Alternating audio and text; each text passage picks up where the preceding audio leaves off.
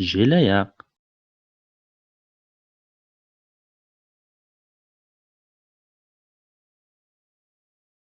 Бетидің дәрігері оған көбірек жүгіру қажеттігін айтты. Сондықтан ол жүгіре бастады. Жүгіру оған ләззат әкеледі. Ол күн сайын жүгіреді. Ол күніне 2 миль жүгіреді. Демалыс күндері ол 5 миль жүгіреді. Ол тауға жүгіреді. Ол таудан жүгіреді. Ол көшеде және жаяу жолда жүгіреді. Ол соқпақта жүгіреді. Ол ыстықта да, суықта да жүгіреді. Ол шуақты күндерде де және жауынды күндерде де жүгіреді. Келесі аптада Бетти марафонда жүгіреді. Келесі аптада онда бірінші марафон жүгірісі болады. Марафон 26 миль, 42 шақырым. Ол тоқтамастан 3 сағат жүгіретін болады. Ол марафонында жеңіп шығуға тырыспайтын болады. Ол оны жай ғана аяқтауға тырысатын болады.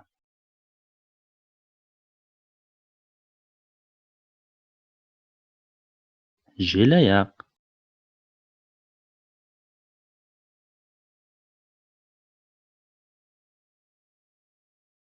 Бетидің дәрігері оған көбірек жүгіру қажеттігін айтты. Сондықтан ол жүгіре бастады. Жүгіру оған ләззат әкеледі. Ол күн сайын жүгіреді.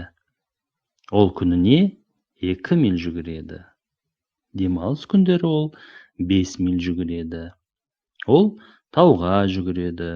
Ол таудан жүгіреді.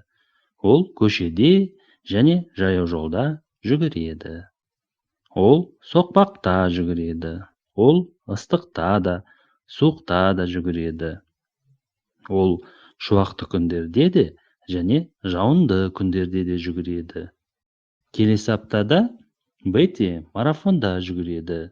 Келесі аптада онда бірінші марафон жүгірісі болады.